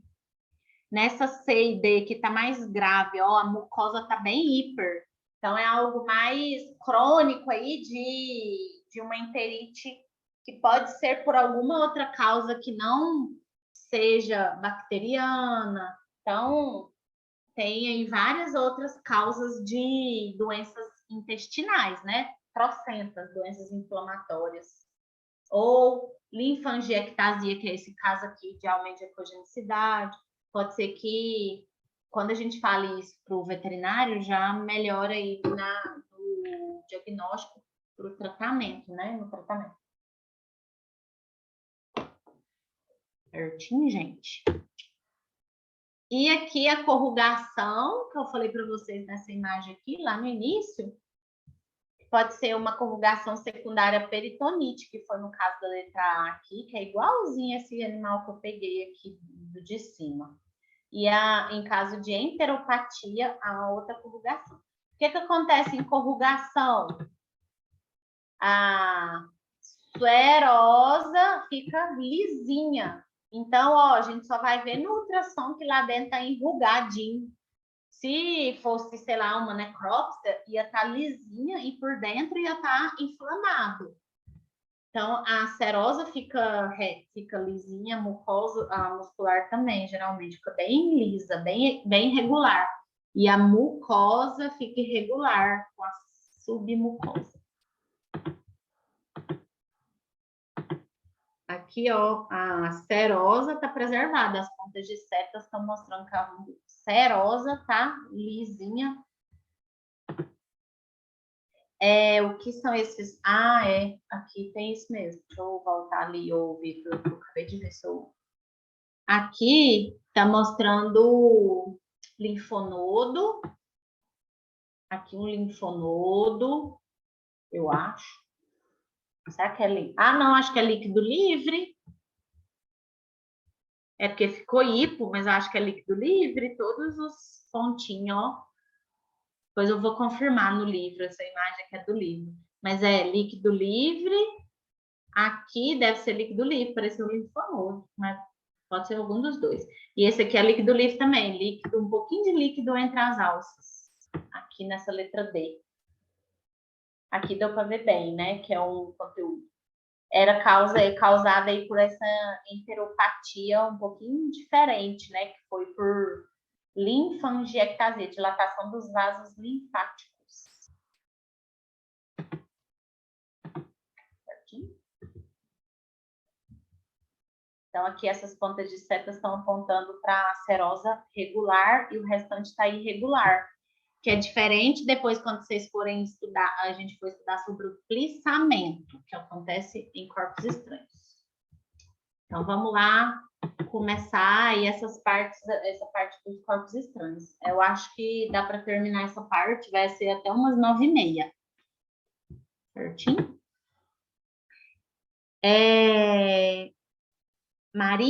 A Marina perguntou como que dá para saber se é ascite. A ascite é líquido livre, né? Ali na região do peritônio. A gente fala também de efusão peritoneal. Geralmente a ascite é uma quantidade moderada grave, uma quantidade mais severa de líquido livre, que pode ser por conta de problema cardíaco, hepático, aí causa esse acúmulo de líquido livre. E também tem algumas inflamações intestinais que causam esse acúmulo de líquido livre, que não dá para drenar, pode ser por inflamação, pode ser por hipoalbuminemia, causa também acúmulo de líquido livre, mas é uma quantidade pequenininha. A ascite geralmente começa de pouquinho, e aí ela fica muito, né? E aí geralmente é problema hepático, já é algo mais grave, mas inflamações de intestino também causa muito pouquinho líquido livre, igual eu mostrei nessa imagem, que é a efusão peritoneal discreta. Só líquido livre entre as alças intestinais. Casos de enterites. Certinho? Gente, corpos estranhos são comuns na rotina clínica e podem ser achados, né? Que você está fazendo ultrassom, você acha um corpo estranho lá dentro do estômago, sei lá, que não está causando obstrução. Então, o animal não está tendo vômito, não está tendo nada, porque esse corpo estranho está ali paradinho, quietinho dentro do estômago. Pode ser que ele comece a causar inflamação da mucosa, comece a machucar a mucosa e esse animal tenha vômitos esporádicos, mas ainda pode ser algo só um achado ou que pode causar alterações de obstrução. Então, podem causar lesões na mucosa intestinal ou estomacal, né? No caso, muito mais estômago, porque quando chega no intestino, geralmente já obstrui parcialmente ou totalmente. O intestino é bem mais fininho, né? O lúmen ali, ele não dilata tanto, então ele pode obstruir. O que é corpo estranho? É um objeto ingerido que não consegue ser digerido. Então, ou é aqui do lado, aqui, ó. Ou é um brinquedo, ou é um tecido, linha, né? No caso, linha ou tecido, pelos, em caso de gato que lambe muito e pode fazer umas bolas de pelos, caroço de fruta, caroço de piqui, caroço de manga, de ameixa, palitos também. Engolir palito, eu até mostrei para vocês na aula lá de baço, não sei se vocês lembram do corpo estranho perfurante, no baço, que foi, nunca vi na vida, foi uma amiga minha que viu, um palito de dente que ele engoliu e atravessou a parede do estômago e foi parar lá no baço. Também ele pode estar lá preso, lá no estômago ou lá no intestino. Eu já vi um caso de agulha, um cachorro que engoliu uma agulha e ele só levou ele no veterinário porque ele foi tentar defecar e ele começou a gritar de dor. E aí a gente fez um ultrassom, não viu nada. E aí fez um raio-x, porque ele estava gritando muito de dor, ninguém sabia o que era. E fez um raio-x, tinha uma agulha lá no reto. Ele engoliu a agulha embolou lá em alimento dentro do estômago, virou um bolo alimentar que passou no intestino todo e chegou e formou as fezes e essa agulha chegou lá na pontinha lá do reto e causou o problema porque ela perfurou na hora do cocô sair, ela machucou a mucosa lá do reto. Então, tem alguns casos que o corpo estranho sai de boa, né? A gente nem consegue imaginar como, e outros que causam obstruções. Então, podem ser diversos os corpos estranhos. Consequências: obstrução total ou parcial, necrose da região porque causou obstrução e pode causar necrose do intestino, onde ele está ali preso. Pode causar ruptura, porque ele ficou muito tempo, machucou as camadas ali do intestino, causa ruptura, causa líquido livre, causa peritonite, morte, por aí vai, tudo por conta de um corpo estranho.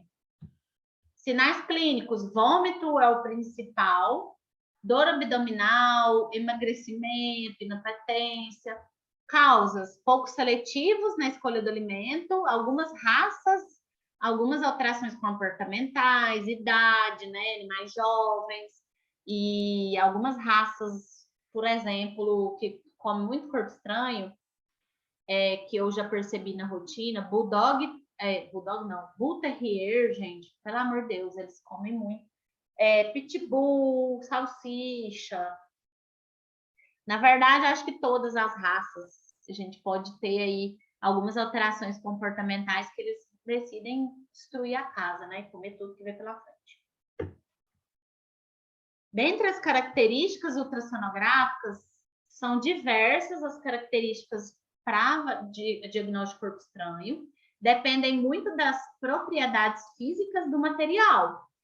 Então, eu até vi esses dias no Instagram uma ultrassonografista que fez alguns experimentos só para ver como que ficaria a imagem de diferentes corpos estranhos. E aí a gente pode ir acostumando com isso também, gente. Por exemplo, pega uma bolinha e coloca dentro de um copo de água e avalia para ver como ela ficaria se fosse dentro do estômago. ela fez com uma bolinha de brinquedo mais de borrachinha, com uma bolinha de roll-on, de desodorante, e com uma bolinha que ela fez de papel alumínio. E a gente vê as diferenças as diferenças ultrassonográficas. Se for algo mais sólido, vai estar bem mais hiperecóico, pode formar sombra acústica. Se o material for bem molinho, pode ser que nem forme tanto sombreamento acústico. Mas, geralmente, o sombreamento acústico é o que a gente fala aí dos corpos estranhos, porque geralmente eles são mais firmes, né? Eles são duros e eles vão formar um forte sombreamento acústico posterior. Outra coisa que a gente pode ver muito é quando esse corpo estranho ele para, né, no estômago ou no trato gastrointestinal, ele obstrui, a gente vai ver conteúdo líquido antes. Então, ó, o estômago tá aqui, o duodeno tá aqui. Duodeno tá aqui, o corpo estranho parou aqui, estômago. Então, o corpo estranho parou aqui. O que eu vou ver? O estômago lotado de líquido, um pouquinho antes desse corpo estranho cheio de líquido e dilatado, porque nada está passando e acumula e dilata essa região. Presença de líquido segmentar ou acúmulo de gás, e aí já fica mais difícil se acumular gás, né? Que aí pode ser que atrapalhe a visualização do corpo estranho. Então, antes do corpo estranho, a gente vai ter uma dilatação da alça com conteúdo líquido. Então, isso é algo já mais que a gente pode, ou que pode facilitar a identificação. Estruturas com interface hiperecóica brilhante também. Geralmente, uma bolinha, ela vai parecer um cálculo dentro lá do estômago. O estômago tá aqui, ela vai estar hiperecóica e formando sombra acústica aqui embaixo. Interface hiperecóica, parece muito um cálculo de bexiga. E corpos estranhos lineares, gente, já é algo mais bem diferente. Ele pode formar uma linha, ó, um monte de alça preguiada, ela vai formar pregueamento intestinal e uma linha passando no meio dessa alça hiperecóica. Então, vamos ver exemplos de todos esses corpos estranhos e exemplos de alterações ultrassonográficas. Lembrando que em cães e gatos podem ser encontrados vários corpos estranhos com tamanho, forma, ecogenicidade e sombreamento acústico diferentes. E o corpo estranho pode não estar causando obstrução, pode não ser algo assim, meu Deus, eu preciso abrir esse cachorro para tirar esse corpo estranho. Pode ser que seja um corpo estranho que vai passar quando ele for lá para o duodeno. Então, não necessariamente ele vai causar um problema.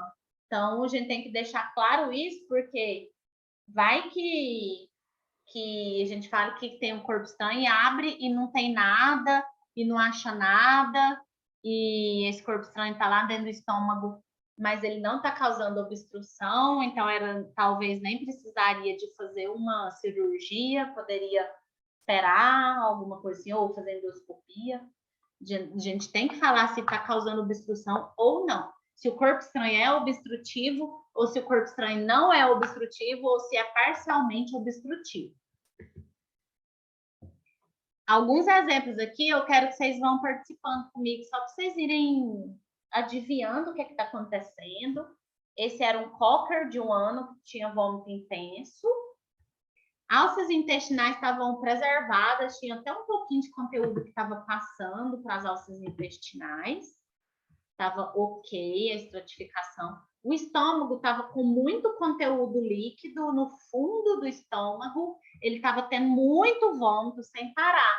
E aí a gente viu na região aqui do piloro uma estrutura de interface hiperecóica formando um pouquinho de sombreamento acústico. Então a gente já pensou, meu Deus, eu acho que tem um corpo estranho aqui, mas vamos repetir, isso aqui foi um dia à tarde. Falei, ó, vamos repetir amanhã cedo, não vai fazer cirurgia agora mesmo? Vamos repetir antes da cirurgia para ver como é que tá. E aí, ó, depois Deixa eu ver se esse foi um depois. Foi. Isso aqui foi um pouquinho depois, no outro dia, repetiu. E dava para ver lá, ó, parecia uma estrutura ovalada de interface perecóica formando sombreamento acústico. E aí, vocês adivinham o que era? Chuta alguma coisa? O proprietário falou que não viu ele comendo nada, mas no ultrassom tinha essa estrutura ali no pilouro. Era difícil de ver porque pilouro de um cocker, cachorro médio, né, de médio a grande porte, é difícil.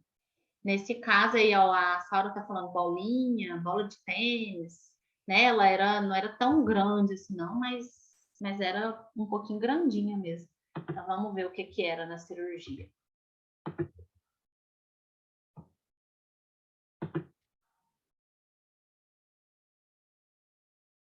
Ó, o que era. Não deu para ver muito bem aqui no vídeo, vou passar de novo. Era piqui, uma semente de piqui. Piqui, na verdade. É um cachorro goiano que engoliu uma semente e um piqui grande, né? Então, ele obstruiu bem na região do pilouro, esse cocker. Ele era bem do Goiás mesmo. E eu vi depois, outro dia, eu vi um golden, que também obstruiu com piqui. Também nunca que eu ia imaginar, mas ele fica oval e parecido com uma bolinha mesmo, só que ele é mais oval e parece também muito com semente de manga. Ele fica bem mais compridinha a manga, na verdade. Mas é tudo parecido. Manga, piqui, bolinha, tudo igual. Vamos ver outro aqui. Bom, esse outro foi um pitbull de 2 anos. Ele estava com um emagrecimento progressivo e vômitos. Ele conseguia digerir alimento, ele formava bolo fecal, né? Ele defecava, mas a gente fez o ultrassom e tinha muita sombra acústica, que é o sombreamento sujo. Opa, deixa eu ver aqui. Só o que vocês falaram? A Saura falou aí que eu já pegou um cão que engoliu caroço de manga. Cara de tragédia, gente. Manga é grande. E eu já vi Golden com dois caroços de manga. Que um parou no duodeno. Pois é, tem que perguntar mesmo se comeu piqui. Vocês comeram piqui por esses dias? Realmente, pode. Cachorro engole mesmo, se estiver no lixo, acessar ao lixo principalmente. E às vezes eles não mastigam, né? E quando mastiga dá para perceber espinha e tudo mais, mas é só engole e pronto. Deixa eu voltar nesse vídeo aqui desse pitbull. Bom, ele estava conseguindo aí se alimentar, mas ele estava tendo vômitos direto e emagrecimento progressivo. Fez ultrassom por conta desse emagrecimento, principalmente. E aí o estômago fazia muita sombra, mas ele não estava tão dilatado assim. Na verdade, para o cachorro de grande porte, né? Ele poderia estar mais dilatado, mas ele ainda tinha uma dilatação moderada e um pouquinho de líquido. A parede do estômago estava ainda com a estratificação preservada, mas fazia esse sombreamento sujo. E aí a gente repetiu depois também, eu acho, não, esse aqui ainda foi algumas imagens antes. As alças intestinais, ele estava também tendo direto, ele estava tendo diarreia, porque ele não estava digerindo muito bem por conta desse conteúdo que estava lá dentro do estômago.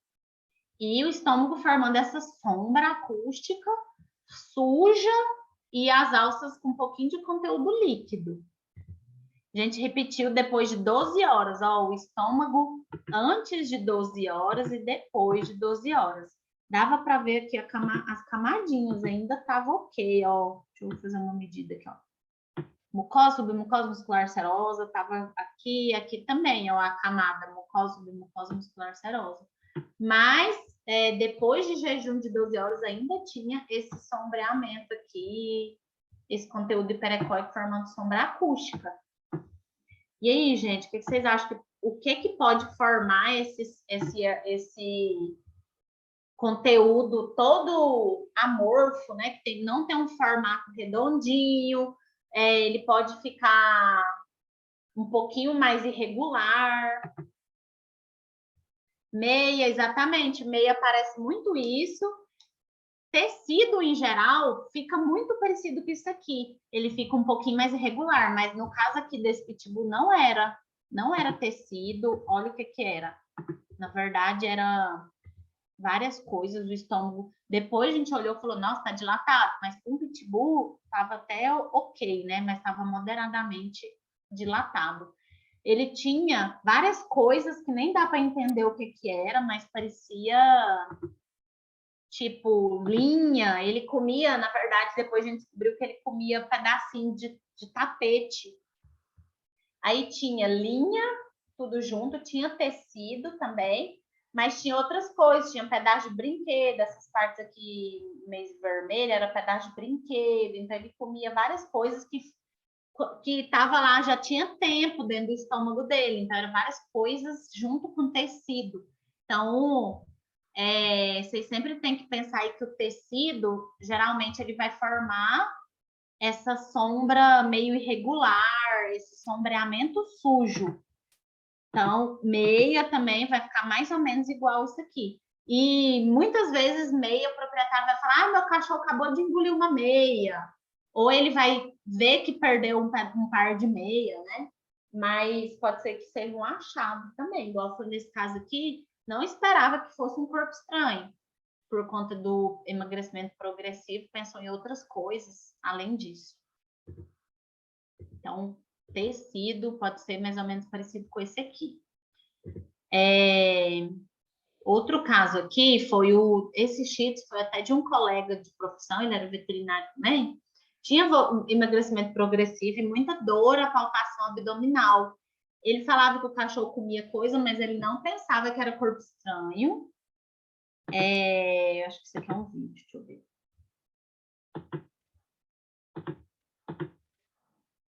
O estômago dele estava fazendo o mesmo artefato lá do pitbull anterior.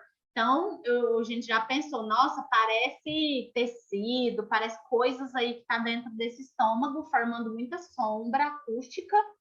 Ele também tinha um pouquinho de líquido livre já, ele estava com muita dor à palpação. E além dessa alteração no estômago, de parecido com o pitbull anterior, sombra acústica forte e suja,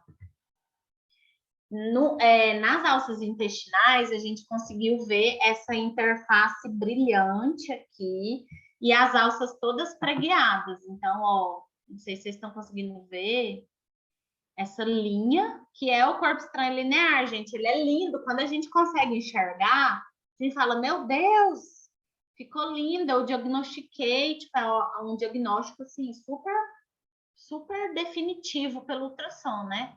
A gente consegue ver a linha e consegue ver o plissamento. Acontece como se fosse não sei se vocês entendem se eu explicar o que é o fuxico, de pessoa que faz,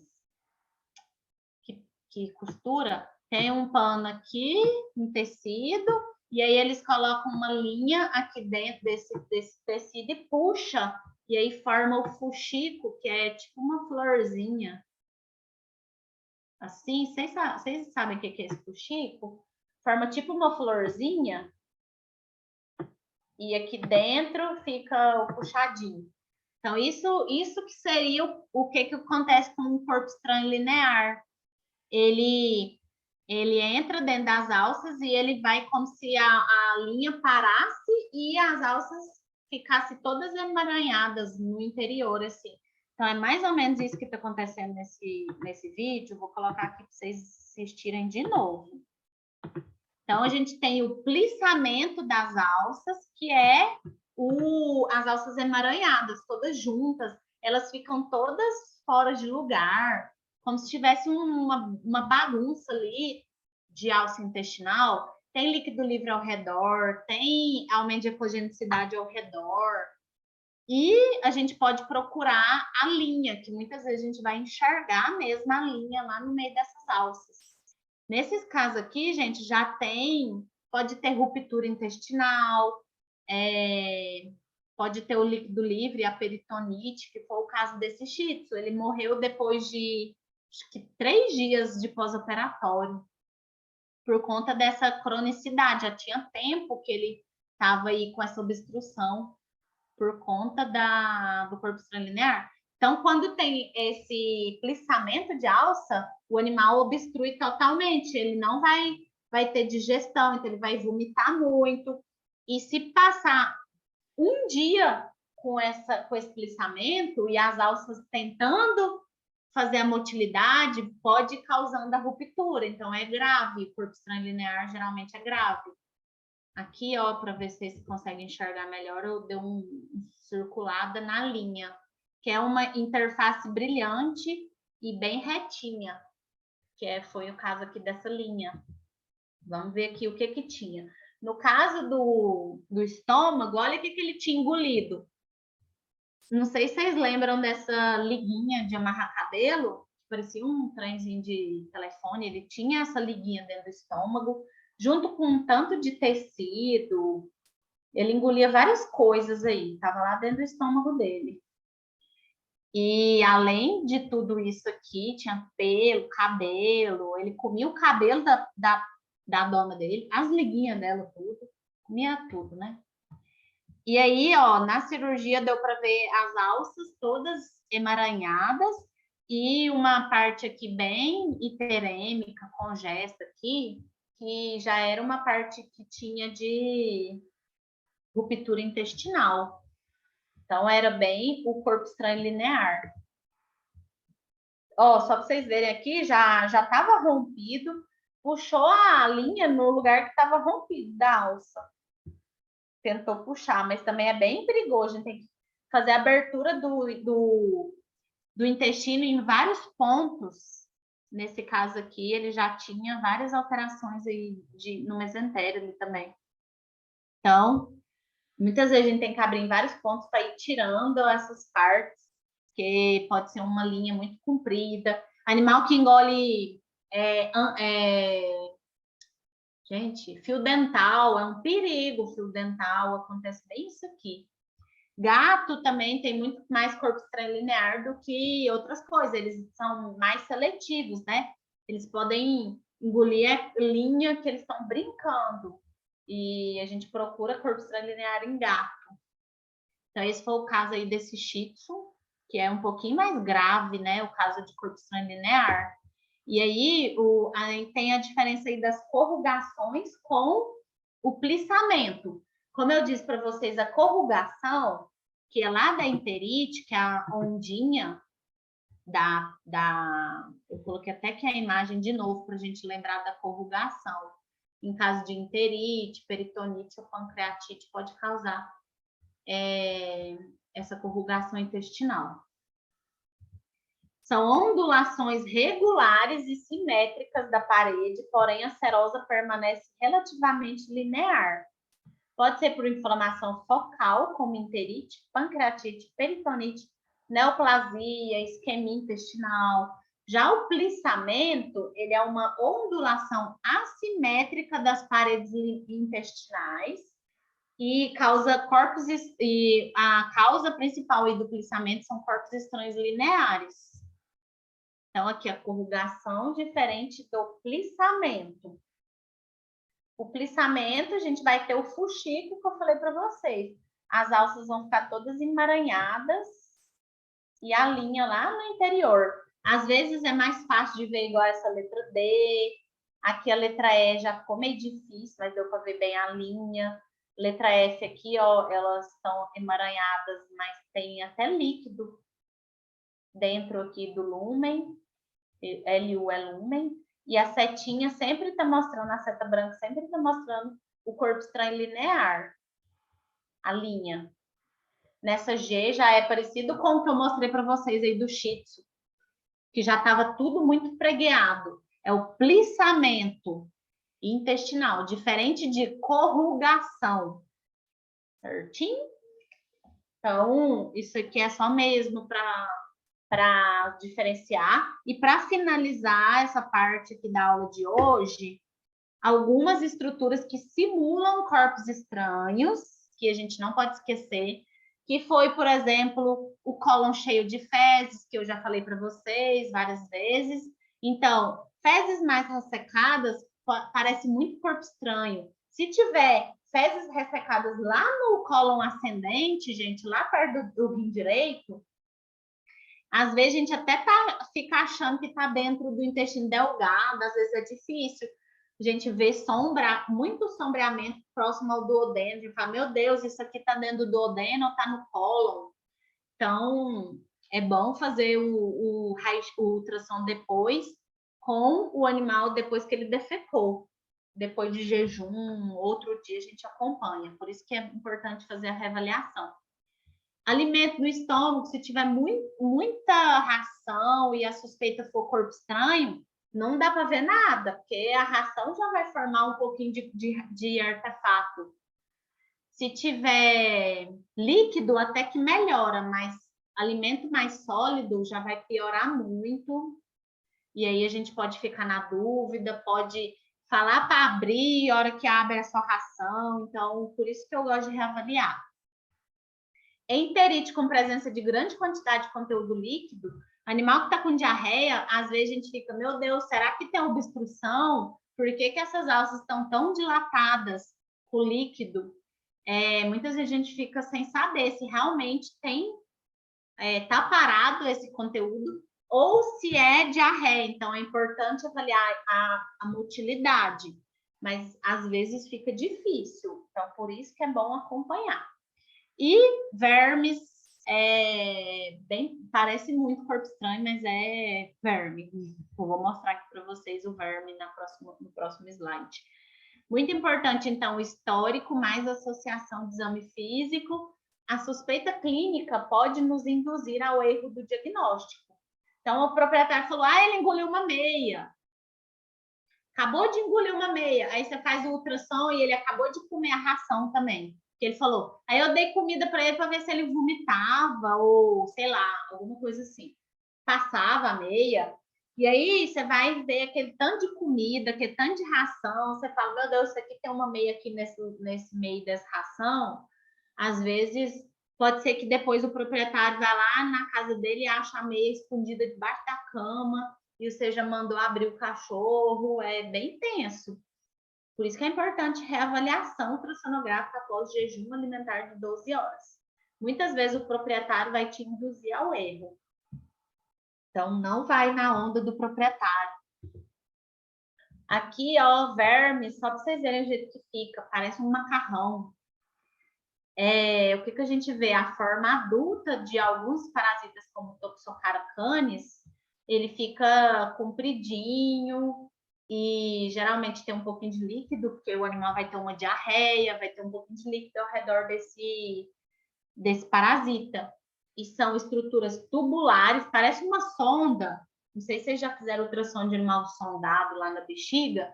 Dentro do intestino vai ter uma sondinha, que na verdade é um verme. Estrutura tubular de interface dupla e perecóica.